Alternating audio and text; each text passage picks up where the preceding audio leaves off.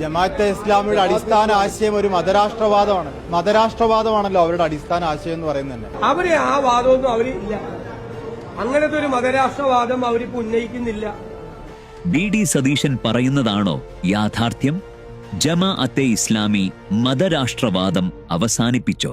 മതരാഷ്ട്രവാദമില്ലെന്ന് ജമാഅത്തെ ഇസ്ലാമിയുടെ വാദം പൊളിയുകയാണ്. ആരാധന പൂർത്തിയാകണമെങ്കിൽ പോലും ഇസ്ലാമിക രാഷ്ട്രം വരണമെന്ന് ജമാഅത്തെ ഇസ്ലാമി ഷൂറ അംഗം ഷെയ്ഖ് മുഹമ്മദ് കാരക്കുന്നിന്റെ പ്രസംഗം. മഹല്ലും ഹിലാൽ കമ്മിറ്റിയും ഒക്കെ ഇസ്ലാമിക രാഷ്ട്രം വരുന്നതുവരെയുള്ള താൽക്കാലിക സംവിധാനമെന്നും ഷെയ്ഖ് മുഹമ്മദ് പറഞ്ഞു.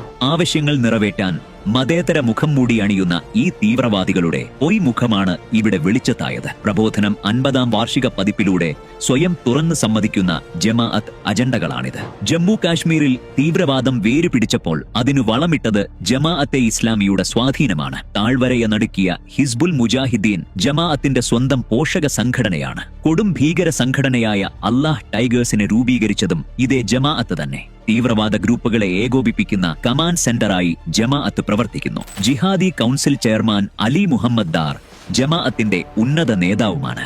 മതരാഷ്ട്രം ലക്ഷ്യമാക്കി തീവ്രവാദത്തെ മാർഗമാക്കുന്ന ജമാഅത്തെ ഇസ്ലാമിയെ വെള്ളപൂശുന്ന പ്രതിപക്ഷ നേതാവ് ആരെയാണ് പിന്തുണയ്ക്കുന്നത്? രാജ്യത്തെ ഒറ്റുകൊടുക്കുന്ന ഭീകരവാദികളെയും അവരുടെ വിനാശകരമായ ആശയങ്ങളെയുമാണ്. സതീശന്റെ കോൺഗ്രസ് ആണോ മതേതരത്വത്തിന്റെ കാവൽക്കാർ? ഭീകരതയ്ക്ക് വിടുപണി ചെയ്യുന്നവർ ജനാധിപത്യത്തിന്റെ സംരക്ഷകരല്ല, അന്തകരാണ്.